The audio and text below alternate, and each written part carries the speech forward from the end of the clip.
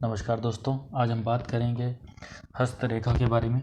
रेखाएं से हमें क्या क्या पता चलता है हमारे जीवन के बारे में। हस्तरेखा विज्ञान पर हाथ में हमारे हृदय रेखा, भाग्य रेखा, मस्तिष्क रेखाएं होती हैं, जो कि हमारे जीवन रेखा, सूर्य रेखा, भाग्य रेखा, ये सब हमारे जीवन को बताती हैं।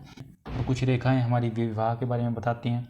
ऐसे ही हमारे हाथ में मणिबंध भी होते हैं। आज हम बात करेंगे कि कौन सी रेखा का क्या क्या महत्व है। तो सबसे पहले बात करेंगे हम हृदय रेखा के बारे में। ये रेखा सबसे छोटी उंगली की कनिष्ठिका से निकलकर तर्जनी उंगली तक के माध्यम तक जाती है। ये रेखा व्यक्ति स्वभाव के बारे में बताती है, गुण, उसके भावात्मक रिश्तों के बारे में बताते हैं, सामाजिक व्यवहार के बारे में बताती हैं, व्यक्ति कितना अच्छा है समाज के प्रति या चिड़चिड़ापन तो नहीं है स्वभाव में। ऐसे साहित्य के प्रति प्रेम करता है, लोगों से प्रेम अधिक दर्शाता है। ये रेखाएं जितनी लंबी होती हैं, व्यक्ति उतना ही सरल और लोकप्रिय होता है तथा मधुभाषी होता है, जीवन में सम्मान और प्रतिष्ठा प्राप्त करता है। जिन लोगों का हृदय रेखा बहुत छोटी होती है, वे व्यक्ति चिड़चिड़े होते हैं और असंतोष होते हैं। वो हर किसी व्यक्ति से ईर्ष्या द्वेष रखते हैं और वो प्रेम में भी छल करते हैं। ऐसे व्यक्ति की छोटी सोच होती है, ये किसी पर जल्दी विश्वास नहीं करते। दोस्तों, अब हम बात करेंगे मस्तिष्क रेखा के बारे में। ये हाथ की दूसरी महत्वपूर्ण रेखा होती है। इस रेखा की शुरुआत तर्जनी उंगली के नीचे से होती है और ये बाहर की ओर बढ़ती है। मस्तिष्क रेखा प्रारंभ में जीवन रेखा से जुड़ी होती है। ये रेखा कभी सीधी तो कभी नीचे की तरफ होती है। जिस व्यक्ति की मस्तिष्क रेखा जितनी अधिक लंबी होती है, उस व्यक्ति का मानसिक संतुलन उतना ही अच्छा होता है। इस प्रकार के लोग भाग्य की अपेक्षा मेहनत पर अधिक विश्वास रखते हैं। इनकी स्मरण शक्ति बहुत अच्छी होती है और ये प्रत्येक कार्य को सोच समझ कर करते हैं। हमेशा कुछ ना कुछ सीखने में रुचि रखते हैं।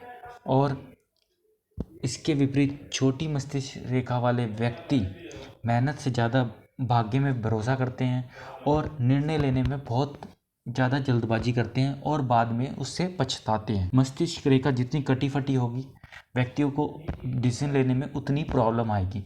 अगर मस्तिष्क रेखा आपके जीवन रेखा से है, स्वतंत्र है, तो व्यक्ति इंडिविजुअल डिसीजन ले लेगा।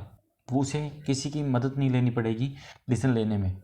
दोस्तों, अब हम बात करेंगे भाग्य रेखा के बारे में।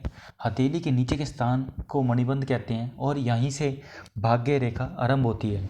अनामिका के बीच से होकर हथेली की ओर जाती है। ये प्रत्येक व्यक्ति के हाथ में नहीं होती। भाग्य रेखा जितनी अधिक स्पष्ट और साफ होती है, व्यक्ति का जीवन उतना ही सुगम होता है और वह बहुत ही भाग्यशाली होता है। जिन व्यक्तियों के हाथ में ये रेखाएं अस्पष्ट या टूटी हुई होती हैं, उन्हें जीवन में संघर्ष करना पड़ता है उनके व्यक्ति के साथ। और तथा जिन व्यक्ति के हाथ में ये रेखाएं नहीं होती, वह लोग मेहनती और कर्मवादी होते हैं तथा उनका पूरा जीवन संघर्षपूर्ण होता है। यदि ये रेखा हथेली के नीचे से होकर जाती है तो परिवार के समर्थन से भाग्य होता है। यदि ये रेखा चंद्र क्षेत्र से होकर जाती है तो लोग जीवन में दूसरों की सहायता से और प्रोत्साहन से आगे बढ़ते हैं। अब हम बात करेंगे विवाह रेखा के लिए। जो विवाह रेखा होती है, ये छोटी उंगली यानी कनिष्ठिका के नीचे वाले हिस्से में छोटी रेखाएं होती तथा हृदय रेखा के समांतर होती हैं। इन्हें प्रेम रेखा भी कहा जाता है। हाथ में विवाह रेखा की संख्या के आधार पर उस व्यक्ति के कितने ही प्रेम संबंध होते हैं, इनके बारे में पता लगता है। विवाह रेखा टूटी या कटी होने पर विवाह में मतभेद होने की संभावना होती है। हथेली में विवाह रेखा सूर्य पर्वत की ओर जा रही हो या पहुंच गई हो तो उसका विवाह समृद्ध और संपन्न परिवार में होता है। यदि दोनों हाथों में विवाह रेखा एक समान होने पर दोनों का विवाह जीवन बहुत कुशल होता है। तथा साथ ही ये रेखा जितनी स्पष्ट होती है, व्यक्ति रिश्ते में उतना ही अधिक महत्व देता है। किसी व्यक्ति के हाथ में 2 से 3 रेखाएं होती हैं, परंतु हम संपूर्ण स्पष्ट रेखा को ही विवाह रेखा मानते हैं। जो छोटी छोटी रेखाएं होती हैं, उनको हम सिर्फ प्रेम आकर्षण तक ही सीमित रखते हैं, से विवाह नहीं होता। ये सिर्फ विवाह की रेखाएं हम उनको ही कंसर्न करते हैं जो कि लंबी और स्पष्ट हो। अब हम बात करेंगे संतान रेखा के बारे में। संतान की रेखा विवाह रेखा के अंत में ऊपर की ओर जाती हुई प्रतीत होती है।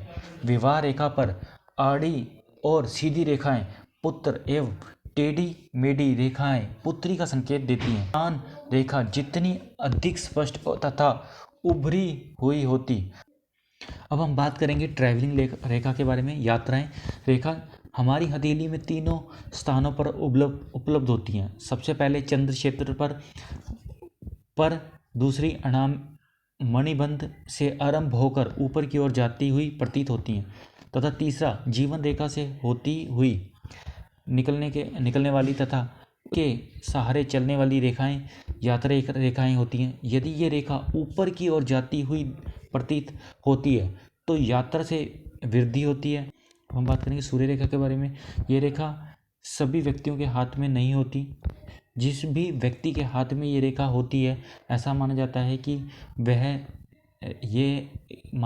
कि ये रेखा व्यक्ति के जीवन में सफलता को दर्शाती है।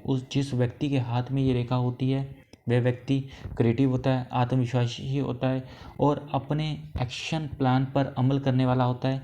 हालांकि यदि ये रेखा पर अन्य रेखाएं आ जाएं तो ये बीमारी और नाकामयाबी भी दर्शाती है। अब हम बात करेंगे बुध रेखा।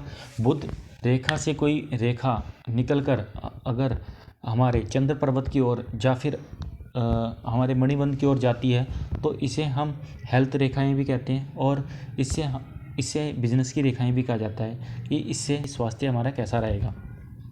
उसके अंगूठे से और उंगलियों से भी जान सकते हैं। ये भी हमें कुछ संकेत दिखाते हैं, जैसे कि अंगूठा का सबसे ऊपर का भाग हमारी विल पावर को दर्शाता है कि हमारी विल पावर कैसी है। वैसे ही जो अंगूठे का दूसरा भाग होता है वो हमारा रीजन पावर दिखाता है कि हम कितने रीजनेबल तरीके से बात करते हैं। हमारे हाथों में जो उंगलियां पे जो सीधी खड़ी लाइनें होती हैं ये बताती हैं कि हमारे जितनी खड़ी सीधी लाइनें होंगी उतने ही हमारे अच्छे मित्र होंगे हमारे जीवन में, वो उतनी ही हेल्प करेंगे और जितनी हमारी वो लाइनें कटी होंगी उतना ही हमारे को जीवन में दोस्तों के द्वारा कष्ट मिलेगा, हमें उनका दोस्तों का सहयोग कम। उसी प्रकार जितना भी शुक्र पर्वत पर जो हमारा शुक्र पर्वत है जितनी भी रेखाएं आड़ी टेढ़ी रेखाएं होंगी जाल बना रहेगा उतना ही हमारे शुक्र पर्वत खंडित होगा और हमें उससे लाभ नहीं प्राप्त होगा।